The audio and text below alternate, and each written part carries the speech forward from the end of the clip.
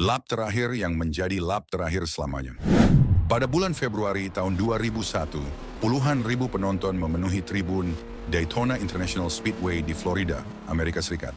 Hari itu adalah salah satu balapan paling terkenal di dunia motorsport. Daytona 500, mesin mobil meraung keras di seluruh lintasan. 43 mobil balap melaju dengan kecepatan lebih dari 300 km per jam. Di antara para pembalap itu ada satu nama yang sudah menjadi legenda. Dale Earnhardt. Bagi banyak penggemar NASCAR, Earnhardt bukan sekadar pembalap. Ia adalah ikon. Balapan memasuki lap terakhir. Mobil-mobil melaju sangat rapat, saling berebut posisi di tikungan terakhir lintasan. Earnhardt berada di belakang dua mobil di depannya. Ia mencoba menjaga posisi sambil melindungi rekan satu timnya yang sedang memimpin. Namun dalam sepersekian detik, situasinya berubah. Mobil Earnhardt bersenggolan dengan mobil lain di sampingnya. Arah mobilnya langsung berubah. Dengan kecepatan sangat tinggi, mobil itu meluncur lurus ke arah dinding pembatas lintasan. Benturan terjadi sangat keras. Mobil nomor 3 miliknya menghantam dinding beton di sisi trek. Bagi penonton yang melihat dari tribun, kecelakaan itu terlihat seperti salah satu dari banyak tabrakan lain yang sering terjadi di NASCAR. Balapan bahkan tetap berlanjut hingga garis finish. Namun beberapa saat kemudian, suasana di lintasan berubah. Tim medis berlari menuju mobil yang berhenti di tepi trek. Earnhardt segera dikeluarkan dari mobilnya dan dibawa ke rumah sakit terdekat. Beberapa waktu kemudian, kabar menyebutkan bahwa Dale Earnhardt dinyatakan meninggal dunia akibat cedera fatal pada kepala yang terjadi saat benturan. Hari itu Daytona Les Sorrentanos tetap memiliki pemenang. Namun bagi banyak orang, balapan itu tidak pernah benar-benar terasa selesai. Karena sejak hari itu, NASCAR mulai memperketat sistem keselamatan pembalap. Helm, sabuk, dan perangkat pelindung kepala diperbarui ketika seorang pemain jatuh di tengah pertandingan. Pada bulan Juni tahun 2003, sebuah pertandingan sepak bola internasional berlangsung di Stadion Gerland, Lyon, Prancis. Malam itu adalah semifinal FIFA Confederations Cup. Di lapangan, dua tim sedang bertanding dengan tempo cepat. Tim Kamerun bertarung melawan Kolombia. Puluhan ribu penonton memenuhi stadion. Pertandingan berjalan keras seperti laga semifinal lainnya. Di lini tengah Kamerun, Marc-Vivien Foy terus berlari membantu serangan dan pertahanan. Ia dikenal sebagai gelandang kuat yang jarang berhenti bergerak. Pertandingan memasuki babak kedua. Di salah satu momen permainan, Foy berada di area tengah lapangan. Tidak ada benturan. Tiba-tiba, langkahnya melambat. Lalu ia terjatuh ke rumput. Awalnya banyak orang mengira ia hanya kelelahan. Namun Foy tidak bangun. Wasit segera menghentikan pertandingan. Tim medis berlari ke tengah lapangan. Para pemain dari kedua tim berdiri di sekitar, menatap dengan cemas. Foy segera mendapatkan pertolongan pertama. Upaya resusitasi dilakukan di pinggir lapangan. Beberapa menit kemudian, ia dibawa ke rumah sakit stadion. Namun upaya penyelamatan tidak berhasil. Marc-Vivien Foy dinyatakan meninggal dunia pada malam itu. Penyelidikan medis kemudian menyatakan bahwa ia mengalami gagal jantung mendadak akibat kelainan jantung bawaan. Malam kelam di Stadion Sepak Bola Indonesia. Pada malam 1 Oktober 2022, ribuan orang memenuhi tribun Kanjuruhan Stadium. Pertandingan sepak bola antara Arema FC melawan Persebaya Surabaya menunjukkan skor akhir kekalahan bagi tim tuan rumah. Di tribun, suasana berubah cepat. Sebagian supporter turun ke lapangan.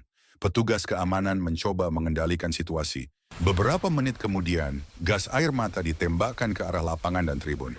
Asap putih segera menyebar ke seluruh stadion. Situasi berubah menjadi kacau. Penonton mulai panik. Banyak yang berlari menuju pintu keluar stadion. Namun sebagian pintu keluar tidak cukup besar untuk menampung arus massa yang datang bersamaan. Orang-orang saling berdesakan, beberapa terjatuh. Yang berada di belakang terus mendorong ke depan, mencoba keluar dari kepulan gas yang semakin menyebar. Dalam hitungan menit, situasi berubah menjadi tragedi. Ratusan orang terjebak di tengah kepanikan. Sebagian mengalami sesak napas. Sebagian lainnya terinjak di tengah kerumunan. Tim medis dan petugas darurat berusaha mengevakuasi korban dari dalam stadion. Namun jumlah korban terus bertambah. Malam itu, lebih dari 130 orang meninggal dunia. Peristiwa ini kemudian dikenal sebagai Kanjuruhan Stadium Disaster. Salah satu tragedi stadion terbesar dalam sejarah sepak bola dunia. Ketika tersayat di sebuah pertandingan hoki es. Pada malam 28 Oktober 2023, sebuah pertandingan hoki es berlangsung di Inggris. Ratusan penonton memenuhi tribun arena. Lampu terang memantul di permukaan es yang licin. Dua tim saling berebut puck dengan kecepatan tinggi. Di atas es, para pemain meluncur cepat dengan sepatu skate yang tajam. Di antara mereka ada seorang pemain bernama Adam Johnson. Ia dikenal sebagai pemain yang cepat dan agresif dalam permainan. Pertandingan berjalan seperti biasa. Namun pada satu momen di tengah permainan, dua pemain terlibat duel perebutan puck. Salah satu pemain kehilangan keseimbangan dan terjatuh. Saat tubuhnya jatuh, kakinya terangkat ke udara. Sepatu skate yang tajam itu bergerak ke arah yang tidak terduga. Dalam sepersekian detik, pisau skate tersebut mengenai leher Johnson. Ia langsung jatuh di atas es. Pertandingan dihentikan seketika.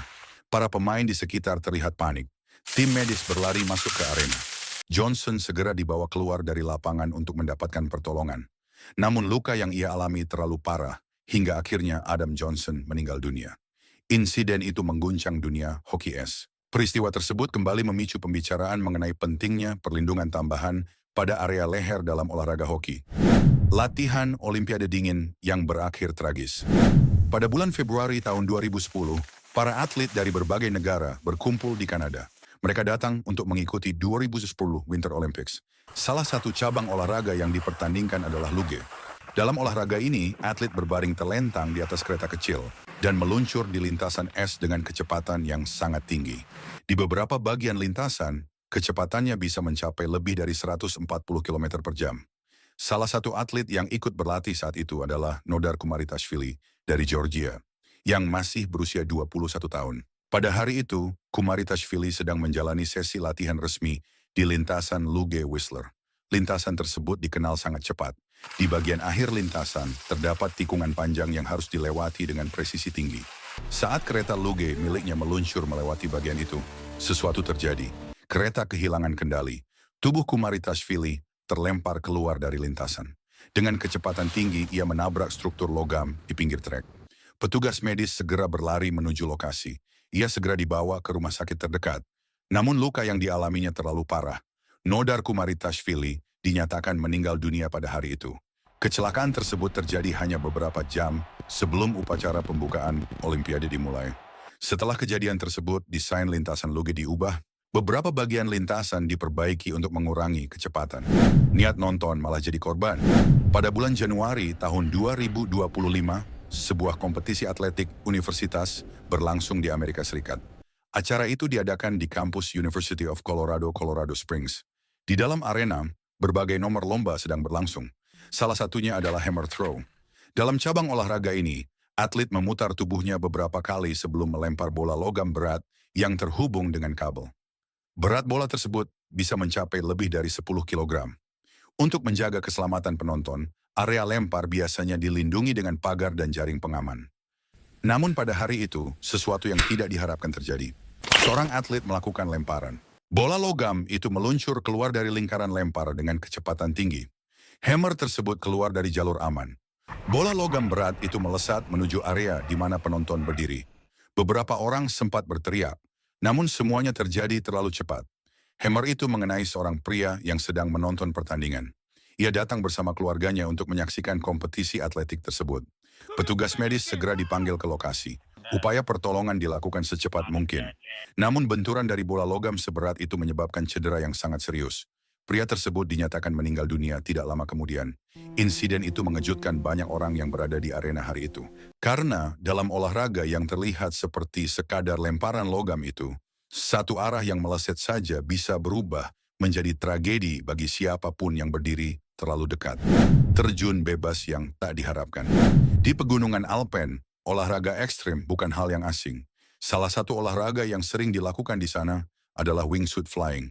Dalam olahraga ini, seseorang melompat dari ketinggian menggunakan pakaian khusus yang memungkinkan tubuh meluncur di udara seperti sayap. Namun pada akhirnya, semua penerbangan tetap bergantung pada satu hal. Parasut. Pada suatu penerbangan di kawasan Alpen, seorang atlet wingsuit asal Prancis bernama Pierre Wolnik bersiap melakukan lompatan dari helikopter. Helikopter melayang di atas pegunungan. Beberapa kamera siap merekam penerbangan itu. Wolnik melangkah ke pintu helikopter. Beberapa detik kemudian ia melompat.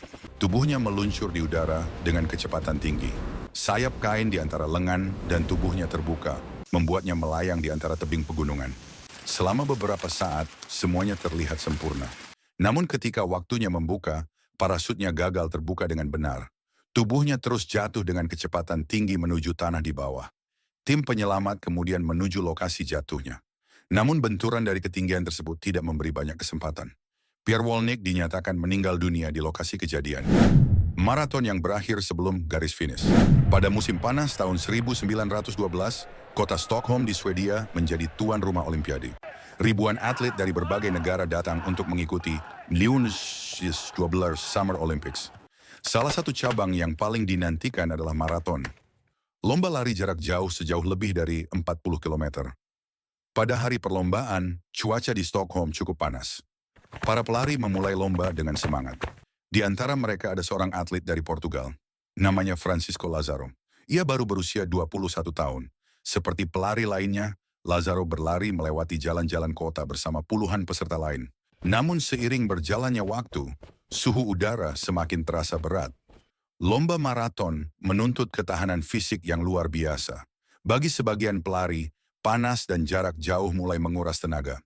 Beberapa kilometer sebelum garis finish, kondisi Lazaro mulai memburuk. Langkahnya melambat. Tubuhnya terlihat kehilangan keseimbangan.